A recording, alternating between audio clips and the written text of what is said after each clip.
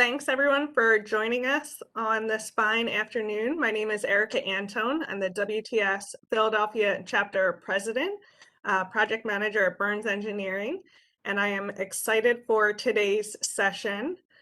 To start off, I'd like to thank our corporate sponsors of our WTS Philadelphia chapter. Without their support, we would not be able to host events like today. At the platinum level, we have AECom, Burns, JPI, HDR, Jacobs, STB, Traffic Planning and Design, and Urban Engineers.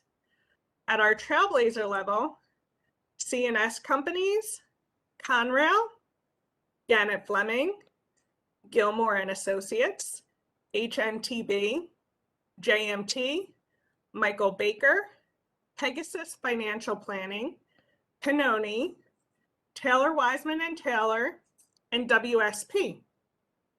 At the champion level, Hatch LTK, Remington and Bernick Engineers, RS&H, Rabinski Engineering, Sawinski Sullivan Architecture and Engineering, Stokes Creative Group, T.Y. Lin International. At the advocate level, Aero Aggregates, Aurora, Benesh, Bergman, Dewberry, General Highway Products, Global Program Partners, Kimley Horn, KMJ Consulting, Langan, McMahon, Move It, Promatech, RK&K, Stantec, Transsystems, and WRA.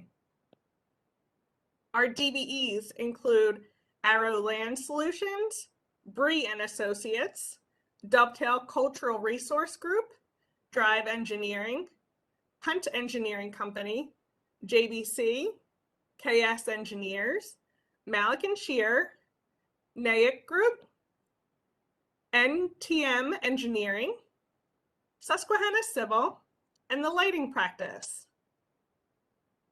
And our final list includes our agency partners: Amtrak, the Delaware River Joint Toll Bridge Commission, DBRPC, Otis, Billaport, PHL, and SEPTA. So a quick first, thank you all for joining us today. This session is a bit of a collaboration from our Lehigh Valley Annex. So the purpose is to really get the outreach to the suburbs of our Philadelphia's chapters and engage on important matters such as gender equity, which correlates to our chapter initiative to really focus on diversity, equity, and inclusion. So at this time, I'm going to pass the floor over to Anne Marie Vigilante, who is our chair of the Lehigh Valley Annex. Oh my gosh, thank you, Erica. So I am super excited today to introduce all of you to Mimi Raygorodetsky. She's not only a partner of mine here at Langan, but has become a mentor and true friend over the years, and is someone who I know to have great passion regarding diversity, equity, and inclusion, and helping us to move the needle forward towards gender equity. So Mimi is a principal and environmental practice leader in Langan's New York City and Denver offices with over 21 years of experience in environmental consulting and brownfields remediation. She sources and directs large, complex environmental remediation and redevelopment projects from the earliest stages of pre-development diligence through the remediation construction phase to long-term operation and monitoring of remedial systems and engineering controls.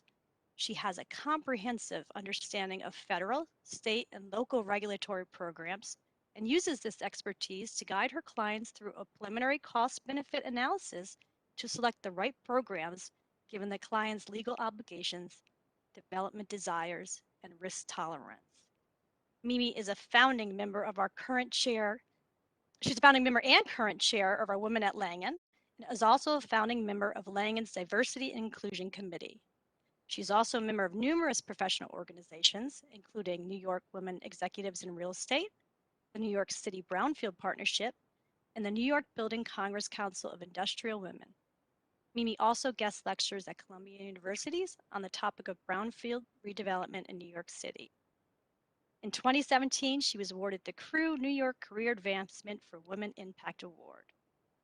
So before I turn it over to Mimi, I just want to let you know that after the end of her presentation, she will be taking questions. So feel free to put them in the chat box. That's how we'll address them. And as you may have heard earlier, the program is being recorded. So keep this in mind. And with that, I am going to turn it over to Mimi. Take it away. Great. Thank you so much, Anne Marie. And thanks so much to WTS for hosting me. It's a real pleasure to be able to speak with all of you today about something that I am truly passionate about, which is gender equity in architecture, engineering, and real estate. So, and thank you also, Anne Marie, for such a nice introduction. I won't go into too much more detail about myself. I will tell you a little bit about how I became aware and then incensed and then passionate about gender equity. I have always worked really hard and kind of put my head down and done a good job, and I had always risen the ranks. And it wasn't until probably 6 or 7 years ago that I was mentoring a young woman in the New York City office of Langan, and I asked her, I said, why did you pick me as a mentor? And she said, well, she said, you know, you're one of very few high-level ranked women in the New York City office. And I kind of looked around me and I realized that there weren't very many women alongside me at all. And I, became very frustrated and frankly incensed, like, why not? And so I started to do a whole ton of research and reading on why we don't have gender equity and gender parity in engineering. And what are those reasons and what are industry best practices to kind of overcome those obstacles so that we can get towards gender parity. And kind of around the same time, a couple of my partners tapped me on the shoulder and said, hey, Mimi, will you help us start Women at Langan, which is our affinity group for women at Langan. And we're 6 years deep. We have a very robust group and we do a lot of good. And I'll tell you a little bit about some of the things that we do that you may want to consider for your firms as well.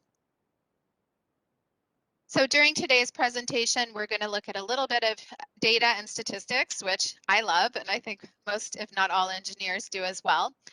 We'll look at the benefits of gender equity. Why should companies care? We'll look at the challenges. Why don't we have gender equity? And at industry best practices. What can we do to achieve gender equity? And then we'll spend a little bit of time looking at post-COVID, the new normal. What does this look like for women? And I think there's some really good things that have come out of COVID. And I also think there's some challenges that have come out of COVID that are going to be, hard to overcome. And we'll have to put some focus on that. So first, starting at the college level, when you look at female graduates with engineering degrees, only about 20% of those graduates are women. So what does that mean? Well, it means for a company like Langan, anytime we put out a job requisition to hire an engineer, what ends up happening is 4 out of 5 resumes that we receive are for men. So really, we're drawing from quite a small pool of applicants that are females when we're trying to fill these roles. And because of that, we really have to make a concerted and conscious effort to kind of level the playing field when we're looking to hire, 50% women and 50% men, which is really our ideal goal at entry level. This next slide, I think, is really telling. This is actually from Crew Commercial Real Estate Women. And it's a pipeline that really shows what it looks like in real estate, the male-female breakdown at levels from entry level through the C-suite. And I don't think this is going to come as a real surprise to anyone And I'll also note that while this is specific to crew and commercial real estate, this pipeline is replicated across many, many, many industries. STEM fields for sure, law, architecture.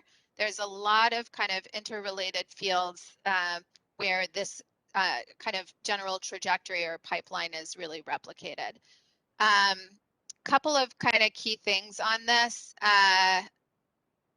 You see that at the entry level, we're pretty close to 50-50.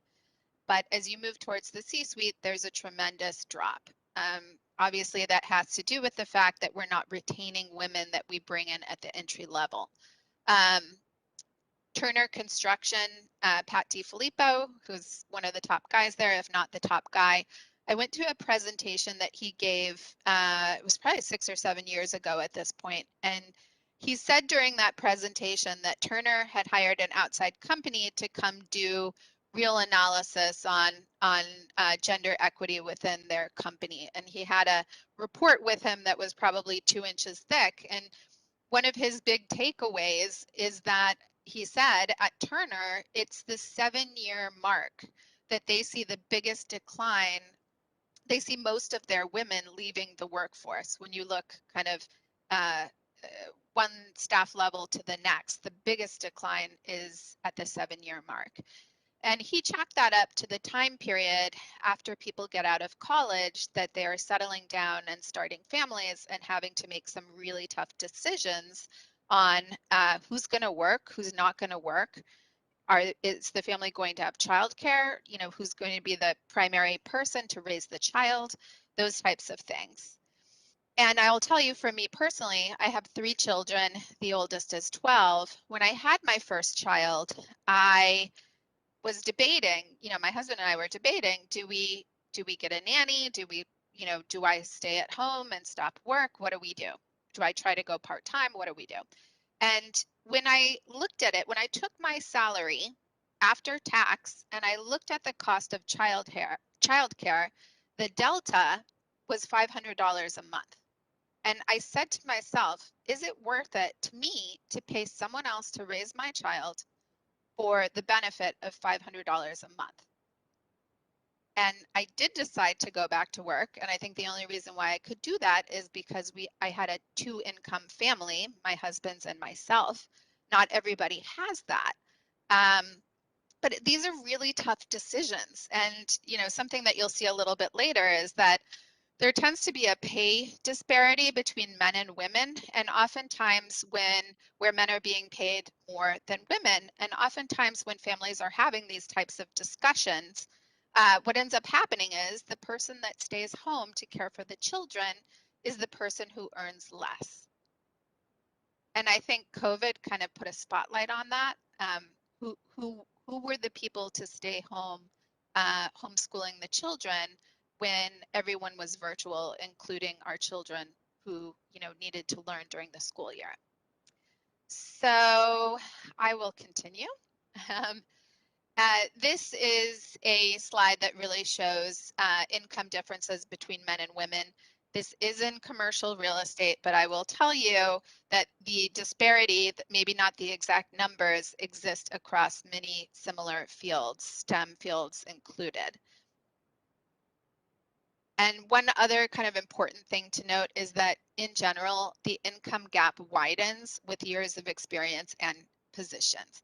So maybe at entry level, people are making the same thing, but as women and men move up the ladder, men tend to get paid a lot more than women.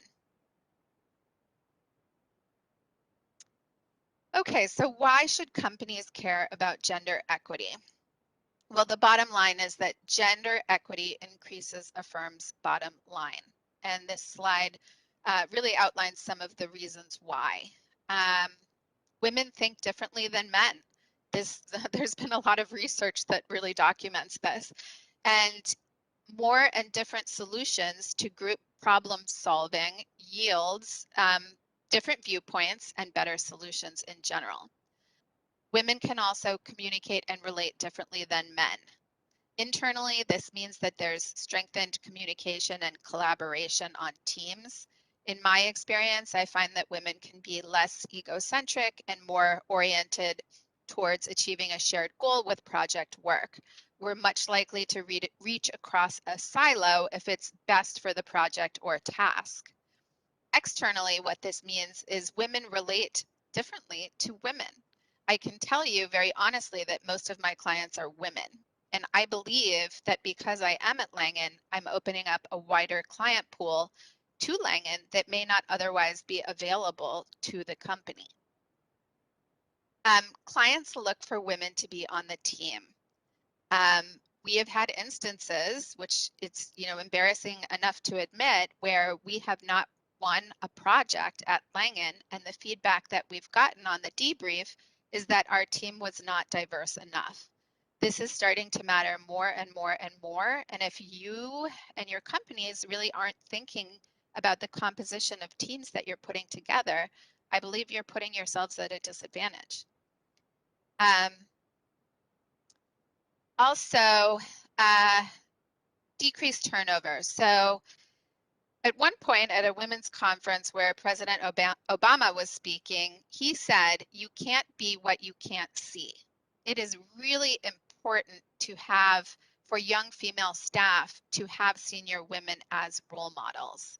I will tell you very specifically with recruiting, interviewees ask me about, my role as a female interviewees ask me all the time about my role as a woman at Langan and what it's like to be a woman at Langan.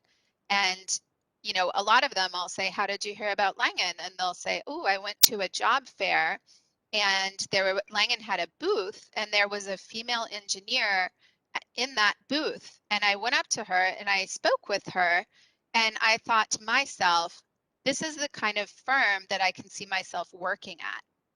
So it's very helpful for recruiting, and it's also really helpful for retention.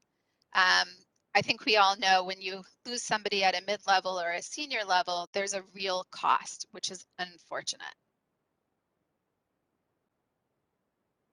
Now we'll look a little bit about common obstacles. Why don't we have gender equity? And I'm going to explore each of these 4 things a little bit further. So career aspirations. If you ask women and men, what are your career aspirations? 43% of men want to achieve a C-suite position, and only 32% of women want to make it to the top. Most women, a combined 59%, aspire to the senior level or the senior VP level. Now you might ask yourself, why? Why is there an aspirational gap in commercial real estate and in other related fields? Well, the top 3 reasons, according to Crew, are lack of support at home and in the workplace. The second is women see, rising up to the C-suite as threatening their work-life balance. And the third is that women lack confidence, which is really unfortunate. There's a statistic that I've read multiple times that says women apply for a job when they have 100% of the skills required, and men apply only when they have 60%, which is pretty shocking, I think. Just another view of the aspirational gap, and I'll focus on women here. When you ask women, what are your top barriers to success? They'll say lack of promotion opportunity, gender discrimination, and lack of a company mentor and sponsor. And we'll talk a little bit further about mentorship and sponsorship in a few slides. I also think these statistics are very interesting. Women really feel the pressure between home and family in the workplace. When asked whether family or marital status has adversely affected or impacted career or compensation, about 21% of the women say yes, and only about 8% of the men say yes. And then when you look at what staffing levels people are responding affirmatively to, you'll see that it's really the mid-level or senior level. It's about at that 7-year mark that people are really feeling feeling like they're choosing between their work and their family. And again, that 7-year mark really aligns quite well when many individuals choose to start families. Now, let's explore what can be done to surmount some of these obstacles. One thing is for managers to have a flexible mindset.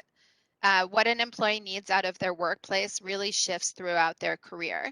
I can tell you for me personally, when I started as a young environmental scientist, being on a construction site at 6 a.m. and working until 3 or 4 p.m. was really no problem for me.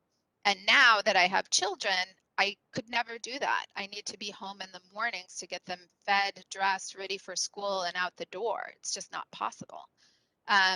Marriages, deaths, divorce, what people need out of their workplace can really be impacted by major life events. And the key here really is for managers to place importance on quality of work and client satisfaction, not on when or where work gets done. And I truly think that this is one area that where COVID has helped us. There was a period of time in 2020 where I think almost all of us were working from home and we were working remotely. And many of us were also trying to manage family commitments like children and homeschooling. And what that meant for me personally is that I wasn't able to work from 8 a.m. to 6 or 7 p.m. like I might normally do. Instead, I had to kind of break up my day so that I could help with the childcare.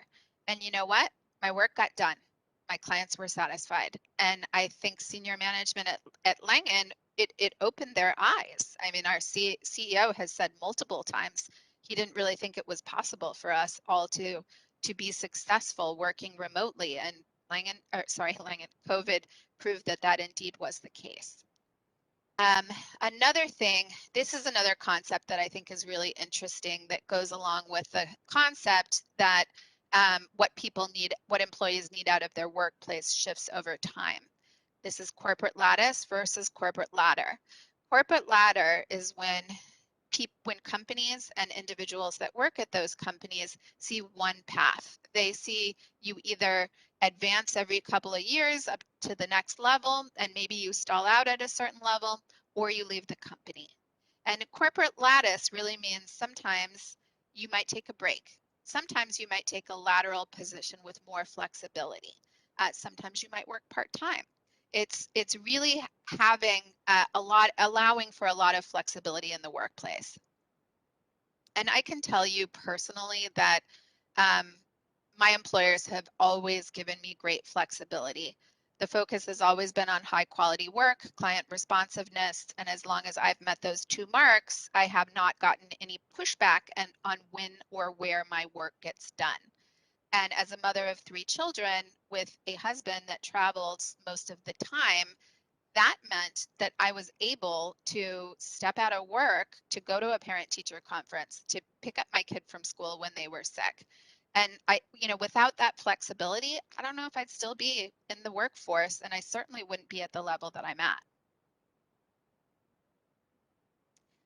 Now, sponsorship and advocacy and mentorship. So people say women are over-mentored and under-sponsored. Well, what does that mean? Well, a mentor is someone that provides career advice. And a sponsor is someone that not only provides career advice, but also can provide opportunities for advancement, and someone who has the political clout within an organization to advocate for an individual's advancement. I'll note one other thing. There are a lot of mentorship programs that exist within companies and within organizations. And a statistic that I read recently is that within a lot of these mentorship programs, men end up being paired with the better sponsors, the people with more opportunities and more political clout to advocate for advancement. So I think it's really important for companies that have these mentorship programs to take a conscious look at the pairings that are being made and make sure, particularly, that the women are being paired paired with people that can really advocate and sponsor their development and advancement. Also, one other kind of key point, and this is something that we do at Women at Langan at our corporate level, we work really hard to identify our future female leaders. We look at every year at a couple of meetings that monthly meetings that we have. We really focus on looking across our company at our at who the real stars are. And when we look and see who those stars are, we also look to see how we can best support them and how we can advocate for them to push them up within our organization. But almost as importantly as looking at who our stars are, we look to see which of our women show a lot of potential but may have stalled out. And we explore why that's the case. We start oftentimes by talking to the individual woman and saying, how's it going? Are you comfortable and happy at the level that you're at? And every once in a while, the woman responds and says, yeah, you know, this is where I need to be given where I am in life and what the external time are. But more often than not, the woman will say, I'm really frustrated. I want to be here and I'm here. And then we work with that, not only with that woman, but also with her manager and with her office leaders to understand why that's the case and what we can do to kind of reframe her position to provide for advancement. And whether that means, is it training that the woman needs to really vault herself forward? Is it sponsorship or mentorship? Is it project opportunities? Is it making sure that there are people being hired underneath this woman to allow for her to push work down? Whatever it is, we kind of work to dive deep and look at those, look at what those reasons are and do what we can to change them. Unconscious and implicit bias. So, you know, I think unconscious bias is a real buzzword right now, but I can tell you that it really exists, and I think I see it every day. My colleague, one of Anne Marie and my partners, I think she says it, she explains bias best. I went to Colby College. She went to Lehigh. And she says every time she sees a resume of someone from Lehigh, she automatically has an affinity towards that person. Whether or not they're a great engineer, she has that affinity. So she recognizes that bias, and then she shares that resume with her partners and basically recuses herself of further discussion about the candidate. These are just some pictures. You might look at them and you might feel some bias. I mean, you might be making some judgments on abilities, capabilities, etc. For instance, the woman who's pregnant on the lower left-hand side of the screen, if you have a big stretch project, are you going to give it to that person, knowing that they're going to be taking a leave, most likely? So I think what's key about bias and what a lot of literature has shown is that it is critical for individuals to understand bias. Everybody has it, but people need to know and understand what biases they have. And frankly, they need to develop strategies to counter that bias in the workplace. I personally think that unconscious bias training is pretty critical, both in terms of individual awareness, but I also think that firms should remind managers to take their biases into account in advance of every raise, bonus, and promotion season. I think this is, you know, a big piece of what we need to overcome, quite honestly, as a industry. So, ways to close the aspirational gap: promote workplace flexibility. And we didn't quite touch on this, but showcasing successful women, I think that's really important. One thing that Women at Langan does, we have a series that we, you know, put on from time to time in offices across the company. We call it Conversations With. It's effectively a modern fireside chat. We'll bring either an internal woman or somebody from the outside into Langan, and that person will be interviewed one-on-one. And really, it's a discussion, a conversation about, you know, how that woman got to the level that she's at. What were the challenges? What were the successes? And I think particularly when it's a woman from within an organization, the younger women can really relate. And they can also see the success and they can know that that's something that they can achieve at this company.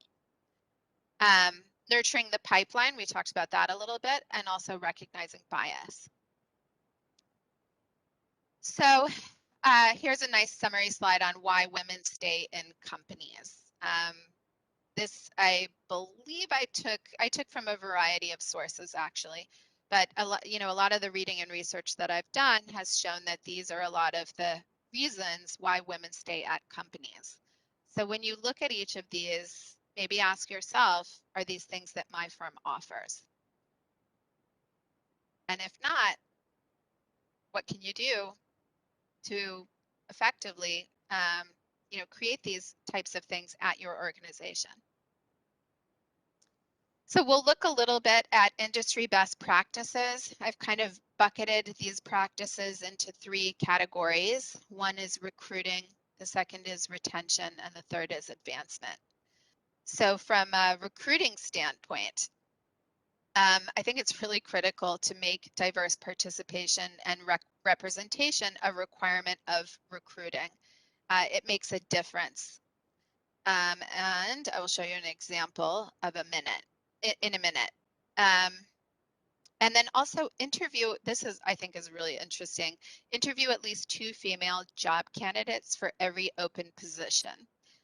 Harvard University did a study that showed that if at least 2 females are presented in a short list of candidates, a female is 50% more likely to be chosen as the final candidate. When there is only 1 female candidate, she stands virtually no chance of being selected. Interesting statistic, I think. Oops, I think I skipped one. Oh, maybe not. Okay. It's also really important to foster non-traditional and diverse pipelines for hiring. I'm sure most of you that are in attendance today are familiar with SWE, SWE, Society for Women Engineers. It's a great resource for marketing and identifying women in our industry. And there are many others. Langan is doing a big push not only on gender, but also on diversity. And we've really made a concerted effort to expand the pipelines that we look to bring employees into our organization. Another thing companies can do is utilize blind hiring practices. And at Langan, we've just kind of launched on this effort in the New York office, in the environmental group in particular. Anytime a suite of resumes is provided to my partners and me, everything that relates to gender or race is stricken from those resumes before they're presented to us. We review them and we decide who we want to hire, and then the interviews are set up. And it isn't until we conduct the interviews that I even know if I'm interviewing a man or a woman, a Black person or a white person or a brown person. And it's been pretty eye-opening. We're in the process of kind of combing through the resulting data on whether that's made a difference on our hiring practices, but I sense it has, based on the numbers of individuals relative to what I recall previously that are female or of a diverse background. This is a quote that I really love. Many years ago, I interviewed a woman who was a Princeton grad, and at Langan, we get a lot of graduates from engineering schools. We don't get a lot of graduates necessarily from many Ivy Leagues, including Princeton. I interviewed this woman. We ended up hiring her, bringing her on board. And 2 years, she worked with me in the New York office for 2 years. After 2 years, she transferred to a different office. And on the day that she left, she sent me this note. She recalls so vividly interviewing with a senior level woman and wanting to be like me. This is that concept of if you can't see it, you can't be it. And it really speaks to the power of having diverse slates of interviewers when you are looking to interview and recruit candidates. Okay, so retaining, how do you retain your women? How do you make sure at that 7-year mark and at other marks, moving up the ladder or the lattice, that women don't leave? Um, a lot of research has shown that creating and sponsoring diverse resources and affinity groups is effective. I can tell you that Women at Langan, I think, has truly been great for Langan. I think we've created a ton of awareness around gender equity.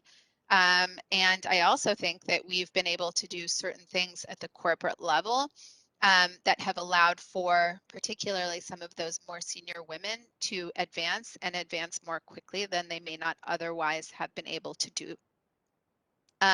I think showcasing diversity in leadership is also important, and this is along the lines of the conversations with that we host very frequently at Langan.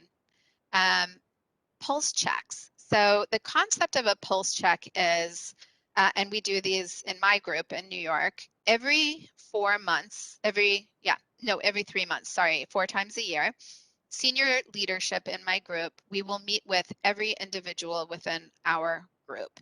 And we're not sitting down with them to review them.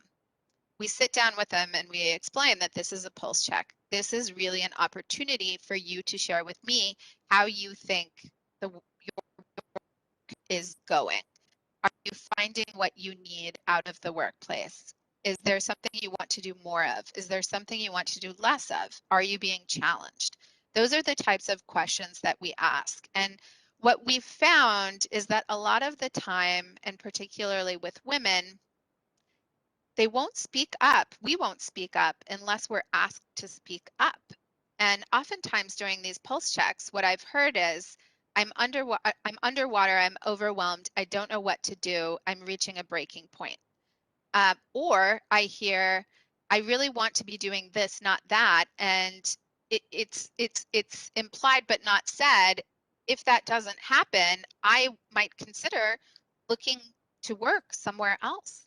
So, sometimes women don't advocate for themselves in the way that they should. And I think pulse checks have been a really great way for us as a firm to kind of check in with our women and get a read on what's working for them, what's not working for them, where they want to be. And then again, we do what we can to support them and make their workplace a better place.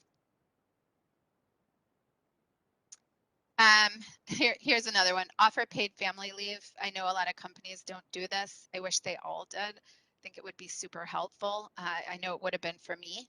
I gave this presentation once years ago, and at the end I asked for some suggestions from people in the audience. And one woman raised her hands and she said, encourage men to take family leave so they don't think that women are on vacation when we're on leave, because we're not. I think also providing both a going out and a re-entry program after paid leave is really important. I know when it was time for me to come back to work after having my first child, it literally seemed like I was handing my child off and going to have somebody else raise my child so that I could have a job. And it doesn't need to feel that way. And I think with a better reentry program, it would have made it a little bit easier. And then lastly, as we've already talked about, the importance of flexibility in the workplace. So advancement.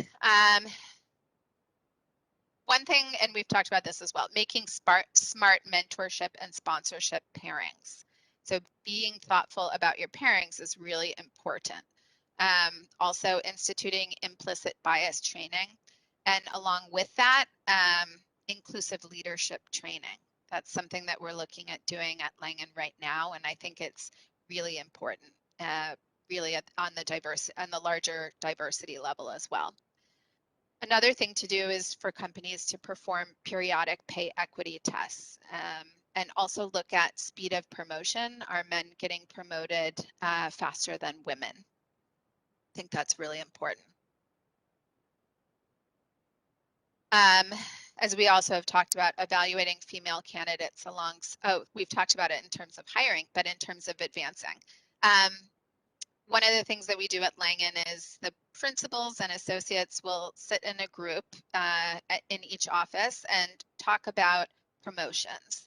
And it's very often that a man will raise his hand and say, Peter deserves to be promoted.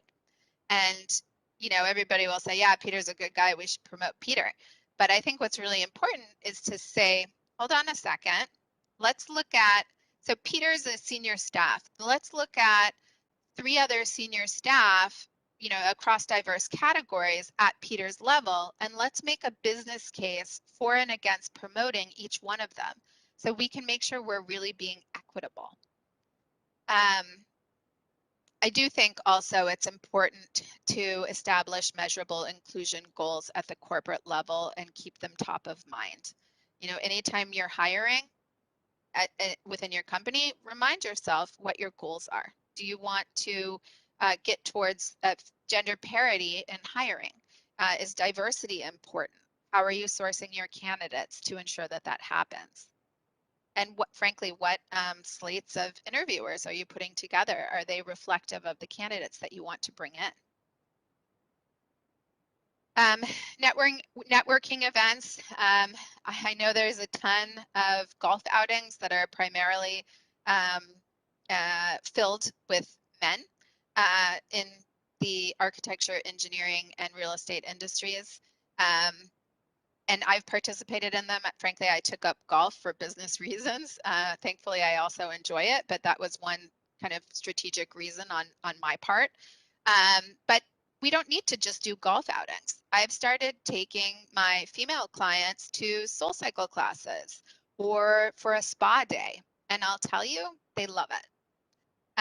So I think it's really important to look at timing of events. Sometimes mornings are really hard for women, as is after work. So kind of mix up the timing of networking events that you put together or that you make available to your staff. Yeah, and I think you can see the other 2 points. I won't dwell on those. Okay, so let's look a little bit at COVID, the new normal. These are a few headlines that we pulled together. You know, obviously there's been tremendous disruption and tremendous change that has resulted in how we do work effectively. And these are just a few articles that highlight it. And you know, COVID is evolving. You know, at first everybody was on lockdown and everybody's remote. And now I feel like we're in a bit of a hybrid stage where that may persist. I don't know. But I think particularly with this hybrid stage, something that's super, super important is for people that are leading leading discussions, leading calls, leading teams to be very mindful, to be inclusive. And I think, you know, there have been a few articles, including 2 recently in the Wall Street Journal, that have highlighted the advantages for people that have presence in the office and are attending meetings in person versus those that are doing it remote. And unless people are really practicing this mindfulness and inclusion, I don't think we're going to get over that. So some of this data was taken from a Crew benchmark study that was just released in July of 2021. It was very interesting. Crew did a benchmark study in, I think, February of 2020, just before the pandemic hit, to really get a read on what women were thinking. And then they redid the study in spring of 2021. And there were some real shifts in the answers that women gave to certain questions. So we'll look at some of the answers here and some of the statistics, which I think are really eye-opening.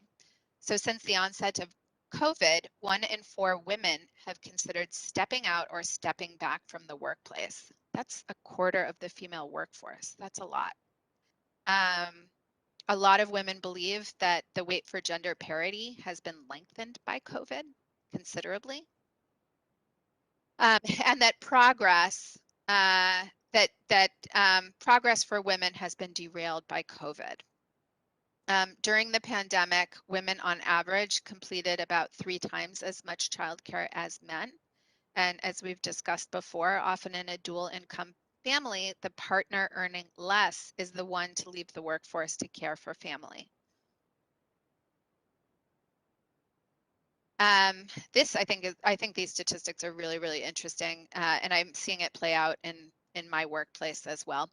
50% of survey respondents have said that their career priorities have changed because of the pandemic. So pre-COVID, when this survey was first launched, women cited the following as top 3 barriers to advancement: lack of promotion or opportunities, gender discrimination, and lack of mentor and sponsor. And we discussed this a few slides ago.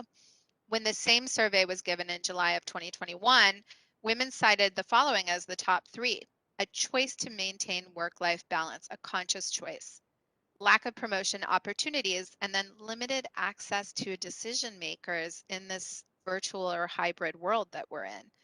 That one's, not surprising when you really think about it. And 9 out of 10 women have said that their personal priorities have changed due to COVID. There's a much more immediate need for better work-life balance, stronger focus on self-care and mental health, and more flexible work arrangements. One of the statistics that I read in this white paper said that job seekers will pick one job. Most job seekers would pick one job over another if the job offers more flexibility. And I've taken note of that. And, at Langan, when I'm interviewing, every opportunity I get to talk about flexibility in the workplace, I do it without being asked. And I think it's going to be a differentiator on hiring moving forward. So what can we do to bring women back that either have left the workforce or are thinking about leaving the workforce?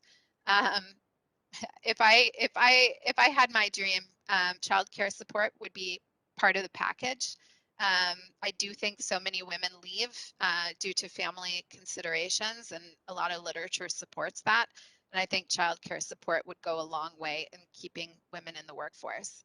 I also, again, this concept of inclusive leadership, I really believe that we need to create an inclusive environment for hybrid or remote work situations. And that concludes my presentation, just about on time. So I'm very happy to take any questions from anyone. Thanks so much for listening to me chat about something I'm super passionate about, gender equity. Thank you so much, Mimi. As Mimi stated, she's here for questions. Put them in the chat box and get them answered. Also, ideas or suggestions, if anybody works at a company that they think is doing something really great along, akin that's related to gender equity, I'm all ears.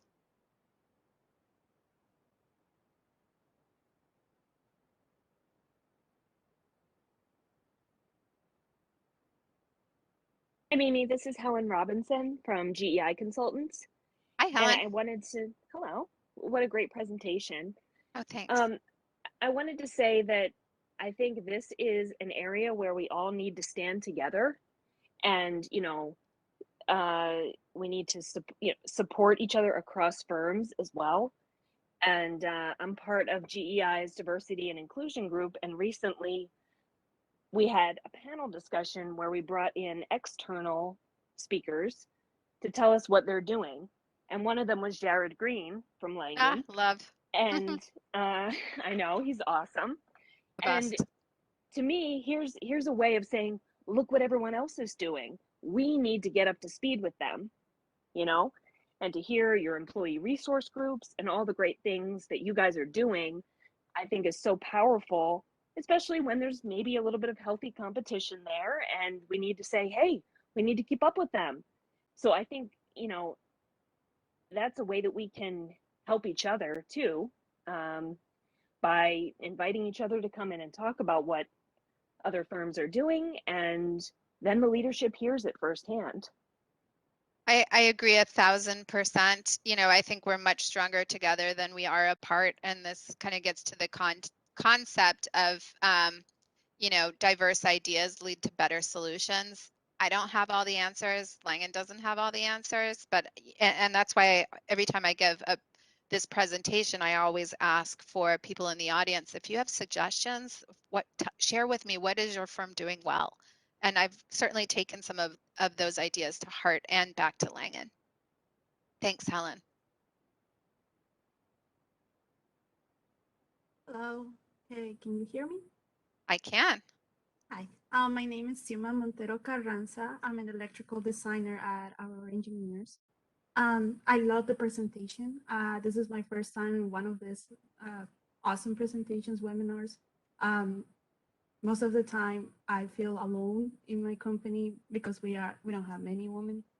But my colleagues are great people.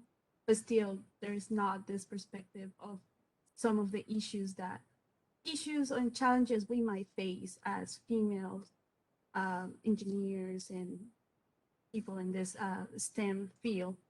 I just wanted to point out, maybe we can talk about how sometimes whenever we try to do salary negotiations, we feel undervalued ourselves. We ourselves don't see our worth most of the time. And I guess that's the what is that syndrome called? Imposter syndrome. Imposter syndrome. And I think a Yeah. lot of people I know that are female and have been in the STEM field felt that imposter syndrome more than other the male counterparts. So I don't know if you have any opinions on that. I definitely do. I think this gets to confidence. I talked about that statistic where, women will advocate for a job, a promotion, an opportunity when they have 100% of the skills, when men will do it when they have 60%. It really speaks to confidence. And imposter syndrome is a real thing. I feel it. I think we all feel it from time to time. I felt it recently, and thankfully I was aware enough to kind of check myself and say, whoa, I am not feeling like I belong at this table, when in fact, when I look at my credentials, I do. So I had to like consciously stop and remind myself that, I belong and I'm worth what it is that I'm asking to do. I also think, until there is no bias, and I don't know when that day or if that day will ever come, that women, when they're advocating for something they want, need to be double strategic. I think we need to, if you're looking to be promoted, figure out how those decisions are made and who makes them, and make sure that it's not just, the week before the decisions are made that you're advocating for yourself, that it's, a constant year-long kind of self-promotion experience that you're living. I've made a conscious effort to do that. It doesn't always feel comfortable, I think, because of imposter syndrome. But I think the more I try to speak with, authority and knowledge and worth and self-value, the easier it gets. So I would certainly encourage women to be really strategic about what they're asking for. Thank you for that. That's an awesome response. Thank you. Mimi, it looks like we have a few questions in the chat. One Sure. of them is, do the men at Langan support the women Langan group? What's the biggest change you've seen at your company as a direct result of the group? Ooh, two good questions. So the men do support us. One of the things that we've done at Women at Langan very consciously is every event that we have, or every initiative that we undertake, we make events open to everyone in an office or everyone in the company, men and women. I know it, and we also ask our women, we say, tag your boss and bring him along to this presentation or this panel discussion or whatever it is. So, we consciously, we mindfully include the men in the conversations that we're having. And I think as a result, we've created awareness and we've created inclusion. And frankly, when you look at the fact that particularly in the C-suite, there's much more men than women, and those are the people that are creating the change and making the decisions. This is why I think it's even more critical to make sure that men are included in the conversation. And when you ask, what's the biggest, change that I'm most proud of? I think it's awareness. I think we've really created an awareness at the firm that, gender equity does not exist. And, if we want to have it, we need to do a few things, and this is what we can be doing. Great. Maybe we have a few more. Sure. That's great. Keep them coming. So Rebecca says, thank you so much for this great presentation. I would be curious to hear if you think having at least 2 females in the applicant pool or having a blind hiring process that you have been practicing would be better for women. Or maybe we could combine both and have someone screen applications for women before removing the names, gender info, etc. Yeah, I think it really depends on how your HR group wants to handle hiring. The way that we work at Langan is, and I think environmental is a great example. Anytime we put an ad out for entry-level environmental, we get about 200 resumes, which is insane. And so HR has a very serious job of screening our resumes down into, a manageable pool for me and my partners to screen through. They do it based on certain qualifications that we've given. I think they do it blindly. Like, I don't think at that level, at the HR level, they're specifically looking for women or for men. But I think it's more for qualified candidates at that point. But I appreciate the suggestion that you made that perhaps at that initial screening level before the blind resumes are shared with me, that there should be a conscious effort made by HR to create the diverse pool. And I'll take that back to Langan. So I appreciate that. And then Teresa asks, what actionable items would you advise new female engineers to take to set themselves up for moving into senior and leadership positions? Yeah, I would tell them to not do what I did. I mean, literally, I always just worked hard and got promoted. And I did not have any awareness of the fact that, as I was being promoted, a lot of women alongside me were leaving. And I think, what I love mentoring, and I do a lot of mentoring at Langan. And, particularly with when I'm mentoring younger women, I say to them, like, you need to go into this with your eyes open. If you think that you just work hard in advance, hopefully you will, but maybe you won't. And maybe you're going to need to have a greater understanding of the context within the environment in which you work and be more strategic and advocate more for yourself to get what you want. So that's the advice that I to young women in the industry. Okay, if everyone has time, we have 2 more here. So Karen Sure. asked, the issue of men taking family leave. It helps if top level men in the company take it. Would you agree? Yes, absolutely. And I've done a little bit of reading around that, but I understand it really sets a tone that family is important, not just for women, but for everyone. And it's okay to make time for your family. I mean, I think it sends a real message. And Jessica asked, if our pulse checks gender specific, or are there men having a pulse check with female staff or vice versa? How does that work? Yeah, that's a good question. So the way that we're doing it in my group, the environmental group in New York City, we've got about 70 employees, and there are 4 shareholders. I am the female shareholder, and then there are 4 male shareholders. And what we do is we totally mix it up. So whomever I'm doing a pulse check to this quarter, I'll be doing it to a different group the next quarter. And maybe randomly, I'll get the same person for 2 quarters, but we totally mix it up. And I think that's important because, one of the things that I said earlier is women relate differently to women than they do to men. A lot of research has frankly shown that. So I think sometimes when I'm doing a pulse check for a woman, I might get different feedback than, say, if one of my male partners is doing it with a woman. And that kind of goes into Heather's comment where she talks about her ERG groups at AECOM, and that some they do encourage women or men to attend, but some they keep specific to women so that they have a safe and open space for their tough conversations. So Heather, thank you for that. Great. I think that's it. It's we're hitting the hour here. Perfect. So if everyone is good, Mimi, they did ask if the slides would be available. I don't know if that's something we haven't discussed that, but we could discuss that after. Yeah, And let's talk about it after.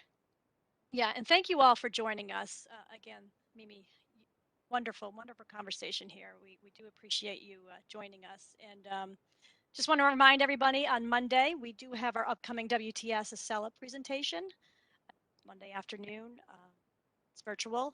And keep in mind that we will be doing our end of the year gala in April this year to help celebrate our 2021 award winners. So just keep an eye on the website and check for any upcoming events and celebrations that we have coming. And with that, again, we want to thank everyone for attending. I think this was a great conversation to be had, and it needs to be continued. So I'm sure Mimi is available if if anybody would like to further the conversation with her. And with that, we will leave you all to your wonderful sunny afternoon. So thanks again for joining us. Thank Take you. care.